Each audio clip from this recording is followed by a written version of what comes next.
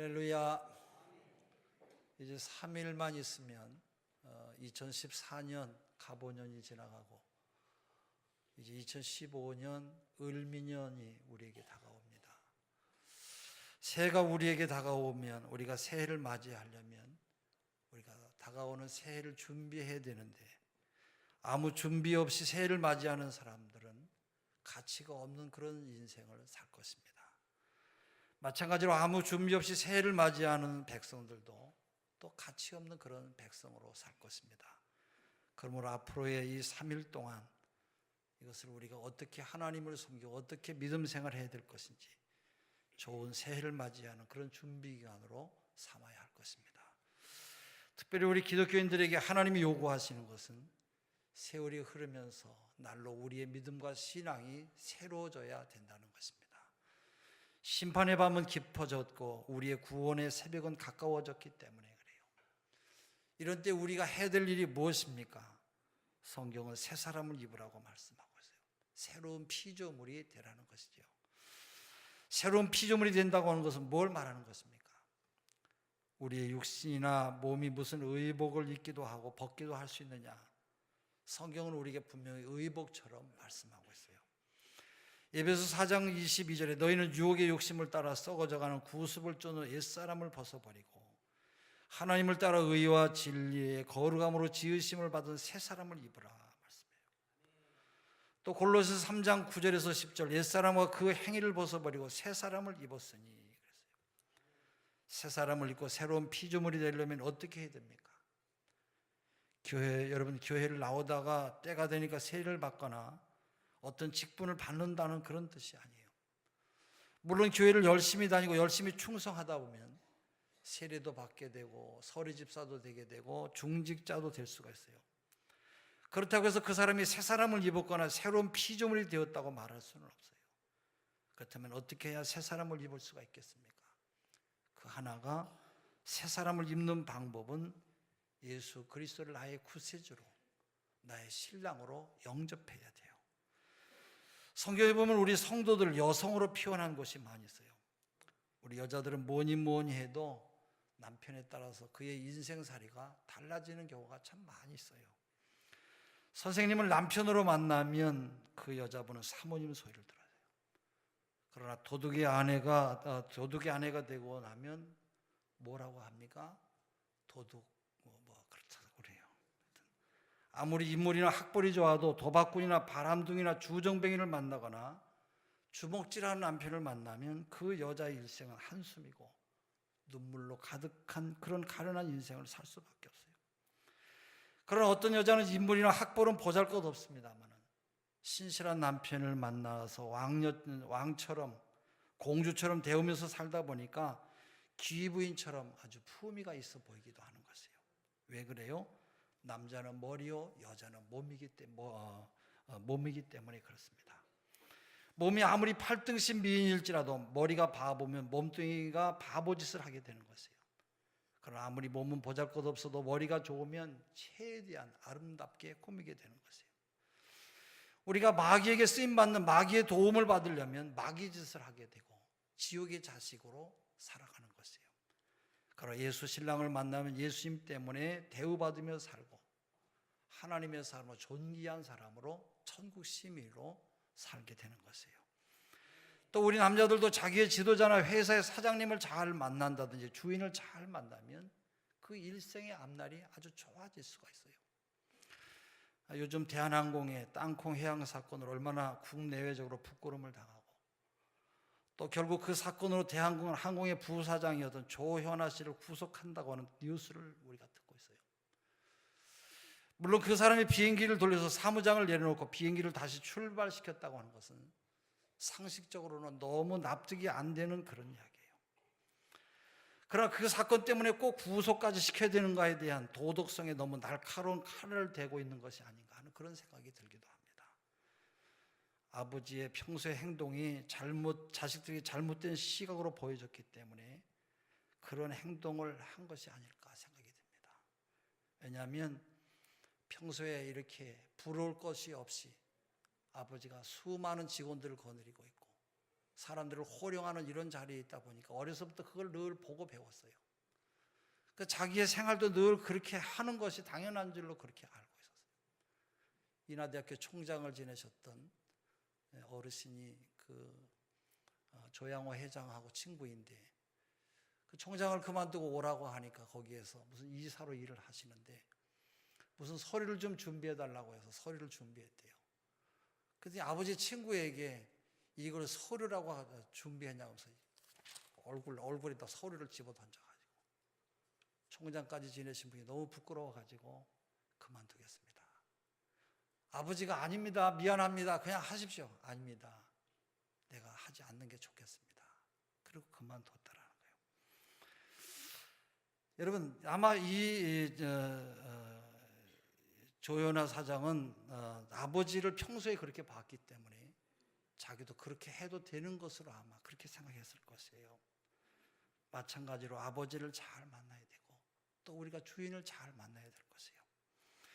아버지가 평소에 겸손함과 예의를 잘 갖추어서 이웃을 대하고 사람을 대했다고 한다면 그렇게까지 되었겠나 하는 그런 생각이 아쉬움이 있어요. 그렇기 때문에 내가 아무리 권세가 있고 높은 지위를 가지고 있다고 할지라도 내 기분대로 내 감정 내키는 대로 산다고 한다면 이처럼 사회의 조롱거리가 될 것이고 자식 농사를 망치고 말 것이에요. 세상은 심는 대로 거두는 것이기 때문에 우리가 조심하며 살지 아니하면 이와 같은 어려움을 당할 수가 있는 것이에요. 그렇기 때문에 주인이나 신랑을 잘 만나야 되는 것이에요. 유럽은 일찍이 야만인의 사회였습니다만 예수 믿고 나서 문명이 최고로 발달한 그런 국가가 되었습니다만 우리 아시아는 우상을 섬기는 국가로 비극의 땅이 되었어요. 아프가니스탄 같은 그런 나라들을 보세요. 이슬람 종교를 신봉하면서 얼마나 비참한 그런 나라가 되었습니까? 그래서 빈라덴도 숨겨졌다가 또 더 어려움을 당하고 있고 오늘 우리나라가 이 정도로 잘 살고 있는 것은 하나님의 전적인 은혜이고 우리 예수 믿는 사람들이 열심히 믿는 충성 때문에 하나님께서 은혜를 주신 줄로 믿습니다. 사실 우리나라는 여러 가지 면에서 불리하기 짝이 없는 환경 가운데 있는 그런 국가였어요. 이렇게 조그마한 땅덩어리에 지하 자원도 별로 없고 근데다가 인구는 왜 이렇게 많습니까? 남북한 합쳐서 7천만 명이나 된다고 하니까 너무나 인구 밀도가 높은 그런 나라예요. 우리는 전적으로 수출하지 아니하고서는 절대로 잘 살 수 없는 그런 나라예요.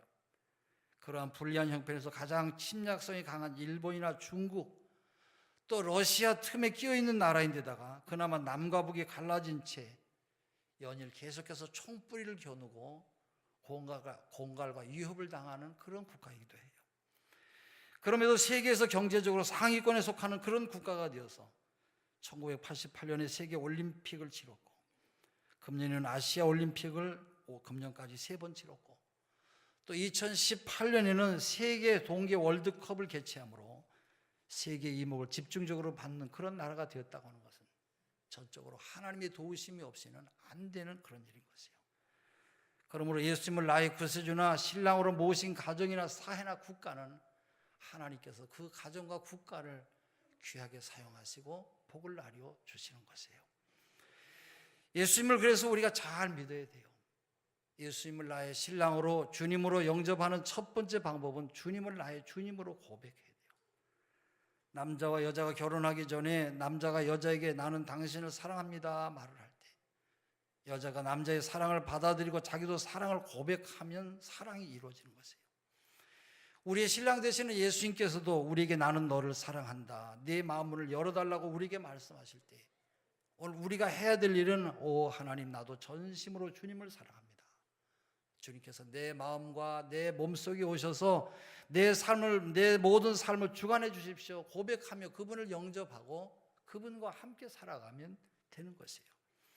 그때부터 주님은 우리의 삶 속에 친히 들어오셔서 우리와 함께 먹고 마시며 우리의 삶을 복된 것으로 인도하시는 것이에요. 요한계시록 3장 20절에 볼지어다 내가 세상 끝날까지 너희와 항상 함께 있겠다고 하셨고 내가 문 밖에서 두드리노니 너희가 내 음성을 듣고 문을 열면 나는 그에게로 들어가 그로 더불어 먹고 그는 나로 더불어 먹으리라 말씀하셨어요. 마음문을 열면 주님이 우리에게 오셔서 우리와 함께 먹고 마시며 함께 사시겠다라는 거예요. 사랑하는 우리 성도 여러분, 아무리 사람이 인물이나 학벌이 뛰어나도 주인이나 신랑을 잘못 만나면 그는 지옥의 백성이 될 수밖에 없습니다만은, 우리가 아무리 부족하고 허물이 많은 사람일지라도 주인 대신 우리 주님을 만나면 영생의 복을 받는 줄로 믿으시고, 금년이 다 가기 전에 예수님을 나의 구세주로 고백하고 영접하는 믿음의 사람들이 되시기를 바랍니다.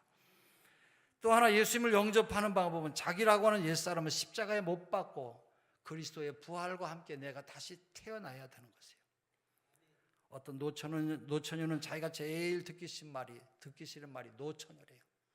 노처녀의 노자라고 하는 이야기만 나와도 가슴이 떨린다고 그래요. 가정에서는, 직장에서, 심지어 교회에서조차 노처녀라고 부르니까 늘 마음이 죽을 맛이라는 거예요. 그러다가 어느 날 노총각을 만나서 결혼하게 됐어요. 이 사람이 큰 변화가 이 사람 마음속에 왔어요. 그때부터 사람들이 이 여자를 갖다 새색시라고 불러요.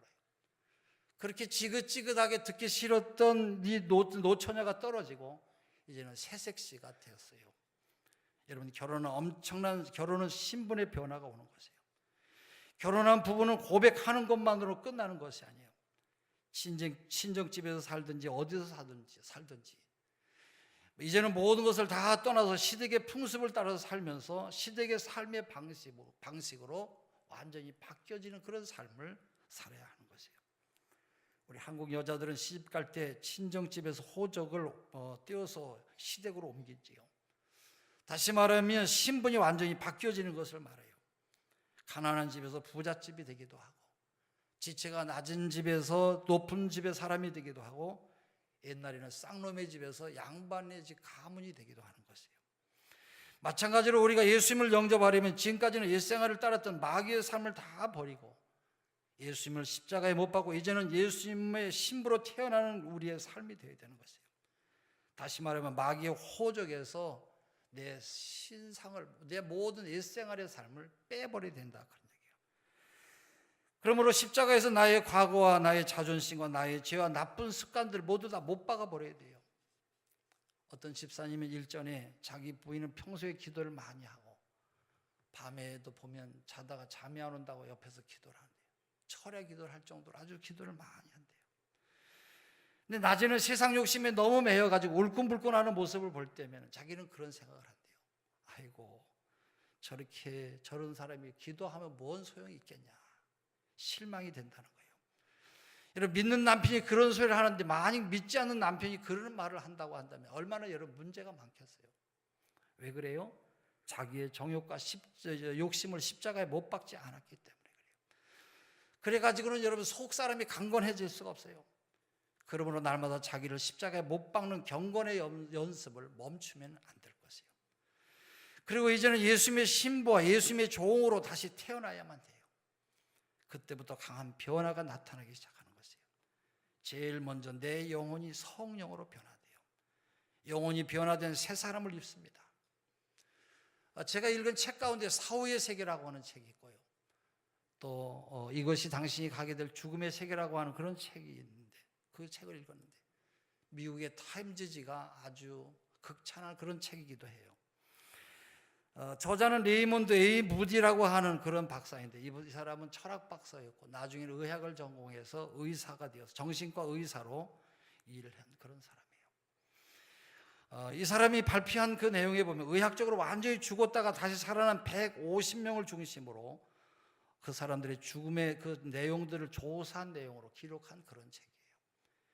이 책을 읽으면서 큰 충격을 받았는데, 사람이 죽으면 완전히 끝나고 죽는 것으로 끝나는 것이 아니라 육체로부터 영혼이 분리된 다음에 그 영혼이 얼마만큼 자기의 육체에 떠 있다가 다시 긴 터널을 통해서 어디론가 가게 된다고 하는 것이 죽었다가 산 사람들의 공통적인 경험이라는 거, 똑같이 그런 말을 한다는 거예요.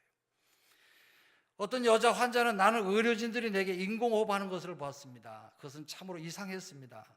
나는 받침대 위 정도 높이 떠 있었는데 의료진들을 내려다볼 수 있었고 나는 그들에게 말했지만 아무도 내 말을 듣지 못했습니다 라고 말하고 있어요. 사람이 죽으면 눈을 감고, 제가 돌아가시는 분들 많이 봤는데 뚝 그러고 소리가 나더라고요. 아마 숨이 끊어지는 소리 같아요. 근데 그래도 15분 동안은 맨 마지막까지 청각을 살아야 돼요. 그러니까 맨 마지막에 죽는 게 우리 사람의 이 청각이에요. 그걸 모르고 아이고 고생하지 않고 잘 돌아가셨네 그러면 돌아가신 분이 다 듣고 너 나중에 한번 보자 정말 그럴지 모르겠어요. 우리가 마음조심해야 될 것 같아요. 더 놀라운 것은 여러분 죽은 다음에 지금의 육신의 몸으로부터 영혼이 분리되어 벗어나지만 동시에 그들이 새로운 몸을 입는다는 거예요. 그 몸은 지금의 육신의 몸과는 전혀 차원이 다른 것인데 안개나 구름이나 연기나 증기 같은 투명한 몸으로 색깔이 없는 무색의 몸을 입고 하나님 앞에 가게 된다는 거예요. 더 놀라운 것은 지금의 몸과는 다르지만 어떤 손이나 발 같은 형체의 모습이 있었다고 증언하고 있어요. 그리고 새로운 몸은 벽을 통과할 수 있는 등 시간과 공간을 초월해서 다닐 수 있는 몸이 되고 시력도 아주 멀리까지 볼 수 있는 그런 눈으로 영적 감각도 엄청나게 발달된 몸으로 자기의 몸이 변화된다는 거예요. 지금 우리의 육안으로는 볼 수 없는 영적인 신비한 세계가 분명하게 존재한다는 것이에요. 우리가 바람을 느끼되 볼 수가 없는 것처럼 영적인 세계가 분명하게 우리에게 존재하는 것이에요. 그런 의미에서 우리가 예수님을 나의 구세주로 영접하는 순간에 우리가 새로운 몸을 입게 되는 것이에요. 사실 예수님을 영접한 사람이나 그렇지 못한 사람이나 육신의 눈으로 보면 아무런 차이가 별로 없어요.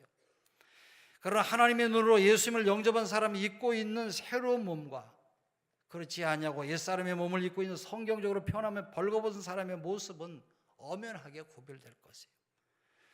그렇기 때문에 우리가 예수님을 영접하는 순간에 새로운 몸을 입게 되는 것이에요. 그러므로 이 자리에 나오신 분 중에 아직도 옛사람의 옷을 입고 옛사람의 모습으로 그대로 살고 있는 그런 분이 여러분 계십니까? 여러분, 지금 우리를 위해서 십자가 지시기까지 사랑하시는 예수 그리스도를 위해서 주님 앞에 여러분 주님을 사랑한다고 고백하시고 마음문을 여시고 그분을 영접하는 여러분 되시기를 바랍니다. 그리고 예수님의 십자가 안에서 나의 과거의 모든 죄악된 삶과 마귀에게 속했던 옛사람의 모든 잘못된 모습을 모두 다 십자가에 못 박아 버리세요. 그리고 주님의 사람으로 다시 태어나시기를 바랍니다. 그때부터 그리스도의 새로운 몸을 입고 하나님의 호적에 생명체가 올려질 것이고 강한 하나님의 능력을 체험하는 삶이 되게 될 것입니다. 이것은 누구에게나 다 주어지는 하나님의 은혜예요. 오늘 말씀 가운데 가장 감동적인 것은 17절에 누구든지 그리스도 안에 있으면이라고 하는 그런 구절이에요. 이 누구든지라고 하는 이 말은 부자나 가난한 자나 많이 배운 사람이나 못 배운 사람이나 청년이나 노인이나 착한 사람이나 악한 사람이나 미국 사람이나 아프리카 사람이나 아무나 상관이 없어요. 어떤 사람이든지 그리스도 안에만 들어오면 새로운 피조물이 된다는 거예요. 이는 누구든지 제한이 없음을 말씀하고 있어요. 아무리 악한 사람이라도 주님께서는 부르시고 새로운 피조물로 만들기를 기뻐하시는 것이에요. 할렐루야. 1933년 시카고에서 해리 스펜서라고 하는 유명한 살인범이 체포되었어요. 얼마나 악한 사람인지 신문에서도 아주 흉악하고 아주 야비한 영혼이 없는 인간이라고 그렇게 말을 했어요. 과연 이 흉악범은 소문 그대로 누가 찾아오면 침을 뱉고 욕하고 행패를 부려서 사람이 접근을 할 수가 없었다고 그래요. 그때 한 열심히 믿는 믿음의 성도, 여자 성도분이 그에게 전도하려고 그를 다가갔어요. 이 사람은 온갖 흉악범은 모욕과 행패를 부렸습니다마는 이 여인은 끝까지 그에게 복음을 전하고 그리스도의 사랑을 전했어요. 그리고 탕자의 이야기와 십자가에 함께 달렸던 강도가 회개하고 구원받은 이야기를 그대로 들려줬어요. 그리고 당신은 온 마음을 그리스도께 맡기고 그리스도께서 당신의 마음 가운데 오셔서 당신의 모든 죄를 씻도록 하십시오. 그렇게 하시겠습니까? 끝까지 설득을 하자 이 해리 스펜서는 나중에 큰 감동을 받고 녹아졌어요. 그 다음날 여자 성도가 찾아갔을 때 이 해리 스펜서가 이야기했어요. 안녕하세요 부인, 전 이제 태어난 지 24시간밖에 안 됩니다. 저는 이제 거듭났습니다. 나도 십자가에 달렸던 강도처럼 이 죄의 많은 악인을 용서해달라고 기도하는 동안 십자가로부터 나는 큰 변화를 받았습니다. 나는 빨리 가서 나를 위해서 죽으신 그분을 뵙고 싶습니다. 그런 고백을 했다고 그래요. 그리고 사형 전날에 어린아이처럼 편안한 모습으로 잠을 잤고 사형틀에서 사형을 당할 때도 찬송을 부르면서 죽음을 맞이했다고 전해지고 있습니다. 바로 이것이 옛사람을 벗어버리고 새로운 사람을 입는 그런 성도의 모습인 것이에요. 사랑하는 우리 성도 여러분, 앞으로 남은 3일 동안 우리 모두 구습을 쫓는 옛사람을 다 벗어버리고 새로운 사람으로 새로운 모습으로 새로운 날을 맞이하시는 여러분 되시기를 바랍니다. 또한 우리의 영인 속사람이 날로 새로워짐으로 겉사람을 날마다 쳐서 복종시키는 생활을 해야 될 것이에요. 오늘 성경에 그러므로 누구든지 그리스도 안에 있으면 새로운 피조물이라 그랬어요. 이제는 새로운 피조물이 되었어요. 그러나 우리의 영이 거듭나긴 했습니다만 아직도 영적인 어린아이에 불과해요. 이제 속사람인 영이 날로 강해지고 우리의 영이 자라나야 돼요. 그래야 겉사람인 육신을 능히 다스릴 수가 있게 되는 것이에요. 겟세마네 동산에서 제자들은 여러분 거듭나긴 했지만 영적으로 어린아이 상태였기 때문에 육신을 이길 수가 없었어요. 그래서 예수님을 부인하기도 하고 예수님 앞에 온갖 못된 짓도 하기도 하고 주님이 요구하시는 기도도 하지 못하고 깨어있지 못하다가 시험에 들고 만 것이에요. 그러나 오순절날 성령 충만함으로 영적으로 강건해지니까 예수님을 십자가에 못 박은 제사장들과 성전 맡은 자들이 저들을 체포해서 감옥에 던져놓고 그들을 아무리 유협하고 고문할지라도 조금도 굴하지 않았어요. 뭐라고 했습니까? 너희와 모든 이스라엘 백성들은 알라. 너희가 십자가에 못 박고 하나님이 죽은 자 가운데 살리신 나사렛 예수 그리스도라고 하면서 조금도 굴복하지 않았던 것이에요. 우리의 영혼이 어서 속히 강건해져야 돼요. 그래서 우리의 겉사람이 육신을 이길 수 있어야 돼요. 우리의 영이 거듭나면 우리의 눈에는 보이지 않지만은 주님의 눈에는 새로운 사람, 새로운 몸, 새로운 신의 복을 우리가 입게 되는 것이에요. 마찬가지로 우리의 영이 점점 자라나면 우리의 눈에는 보이지 않지만 주님의 눈에는 영적인 소년, 영적인 청년, 영적인 장년의 차이가 보이는 것이에요.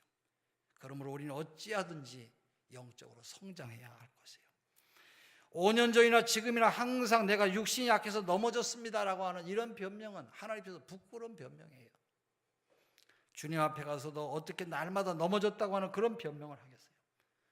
그러므로 금년보다 내년에는 더 영적으로 강건해지는 믿음의 사람들이 되시기를 바랍니다. 그러면 어떻게 속사람의 영이 강해질 수가 있고 어떻게 해야 겉사람을 다스릴 수 있는 단계까지 나아갈 수가 있겠습니까? 그 하나가 말씀을 잘 먹어야 돼요. 아이들이 잘 자라려면 음식을 잘 먹잖아요. 하나님의 말씀은 영의 양식이니까 말씀을 계속 듣고 연구하고 묵상할 때 우리의 영은 날로 강건해지고 성장해 가는 것이에요. 그래서 주일날 낮에만 말씀을 들으려고 하지 말고 오후에도 듣고 수요일에도 듣고 들을 때 여러분 우리의 믿음이 성장하는 것이에요. 그래서 믿음은 들음에서 나며 들음은 그리스도의 말씀으로 말미암느니라 말씀하셨습니다. 두 번째는 기도해야 돼요. 기도는 영혼의 호흡이라고 그랬어요. 호흡이 신통하지 아니하면 병이 들고 우리의 호흡이 멈춰버리면 죽고 마는 것이에요. 그렇기 때문에 기도해야 돼요. 호흡을 하되 좋은 공기를 마셔야 돼요. 기도를 하되 주 안에서 하는 것이 맑은 공기 가운데 호흡하는 것과 같은 똑같은 이치를 갖게 되는 것이에요. 그 다음에는 충성해야 돼요. 충성은 영혼의 운동과 똑같아요. 이처럼 한 해가 저물 때가 되면 모든 직책을 다 직분을 내려놓고 쉬려고 하는 교인들이 많아져요. 이것은 매우 어리석은 사람들의 생각이에요. 주님의 재림에 가까울수록 자원해서라도 무슨 직임이라든지 맡으려고 해야 되는데 반대로 내게 맡겨주는 일을 자꾸 피하려고 하는 것은 한 달란트 맡아서 땅속에 감춰놨다가 난 이것밖에 없습니다라고 내놓은 사람하고 똑같은 태도예요. 또한 충성을 멈추면 영이 약해져서 시험에 들고 마는 것이에요. 먹기만 하고 운동을 하지 않으면 몸에 이상이 오듯이. 그렇기 때문에 지금까지 쉬고 있던 성도들은 신년새해를 맞이하기 전에 교회 안에서든지 밖에서든지 무엇이든지 충성하겠다고 하는 그런 결단이 있어야 할 것입니다. 네 번째는 전도해야 돼요. 전도는 자녀를 출산하는 것하고 똑같아요. 여자들은 아이를 낳아봐야 성숙한 여자가 된다고 그러죠. 우리 성도들은 영혼을 전도해서 영적인 자식을 하나씩 만들어갈 때 우리의 속사람이 날마다 점점 강건해지는 것이에요. 정말로 전도할 자신이 없으면 자기 식구나 어린 영혼이라도 최선을 다해서 전도하려고 해야 되는 것이에요. 어느 집이든지 누구든지 하나님의 뜻대로 철저하게 살기로 결단만 하면 바로 그 가정은 어느 날인가는 반드시 온 모든 가족이 구원받는 날이 여러분에게 반드시 임할 줄로 믿습니다. 그러므로 여러분의 믿음의 태도에 따라서 식구들이 구원받느냐 받지 못하느냐가 달려져 있는 것이에요. 인도의 여인 카말랴라고 하는 사람은 힌두교의 가정에서 아주 엄격한 교육을 받고 자라났어요. 그녀는 칭낸디라고 하는 중국인 청년과 결혼했는데 힌두교식 결혼식이었기 때문에 결혼한 지 3개월이 되었을 때 부모님께 돌아와서 교훈을 받고 또 부모님이 섬기는 신에게 헌신의 예를 올려야만 했어요. 그 기간 동안 그녀의 남편은 생각하지도 않았던 그리스도인이 되고 말았어요. 그는 그러한 사실을 알리기 위해서 장모를 찾아갔으나 장모는 달고하지 아니하며 이렇게 말했어요. 자네가 결단을 내리라고. 예수를 택하든지 내 딸을 택하든지 내 딸은 이미 신께 들여진 몸이니까 절대로 그리스도인은 될 수가 없다고 말했어요. 젊은 신랑은 고민에 빠지지 아니할 수가 없었어요. 예수를 따르려면 아내를 버려야 되는 그런 환경에 처하게 됐어요. 그는 집에 돌아와서 울면서 하나님께 기도해서 하나님, 아무쪼록 아내가 저를 따라 나설 수 있도록 하나님께서 우리 아내를 도와주십시오. 그 다음날 그는 장모를 비롯한 친지들과 함께 모인 자리에서 자신이 예수를 믿겠다고 하는 그런 마음을 굳혔다고 하는 그런 말을 했어요. 그리고 자기 부인을 향해서 당신은 어떻게 할 것입니까? 물었더니 그녀에게는 역시 쉬운 결정이 아니었어요. 얼마 동안 침묵하고 말을 하지 아니하다가 입을 열었어요. 나도 남편을 따라가겠습니다. 할렐루야. 그 즉시 카말랴와 남편 칭낸디는 그들 가족에서 쫓겨났어요. 그 몇 달 동안 카말랴는 자신의 결단을 파멸적인 것처럼 생각했습니다만 그 이후에 4년 안에 이 두 사람은 그들의 형제와 모든 일가 친척들을 모두 다 그리스도께로 인도했어요. 나중에는 그의 어머니까지 예수를 믿는 그런 사람으로 변화가 되었다라는 거예요. 식구 가운데 어느 누구 하나라도 예수님을 철저히 믿으면 마침내 온 식구가 나를 통해서 구원받는 날이 우리에게 오게 되는 줄로 믿습니다. 그러므로 여러분들의 믿음의 태도가 얼마나 중요한 것인지 우리가 심히 생각해 봐야 될 것이에요. 마지막으로 양육해야 돼요. 양육은 전도한 어린 친자를 키우는 것이나 제자를 키우는 것을 말해요. 여자들은 아이들을 키우면서 점점 마음과 생각이 점점 깊어지는 것이죠. 마찬가지로 자기가 전도한 어린 신자들을 제자로 양육할 때에 동시에 자기의 속사람인 우리의 영혼도 점점 자라나게 되는 것이에요. 사랑하는 우리 성도 여러분, 이제 금년이 3일밖에 남지 않았어요.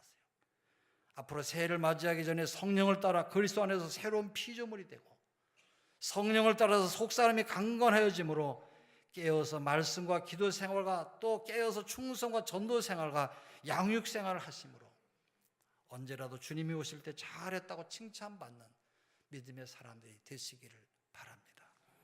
기도하겠습니다.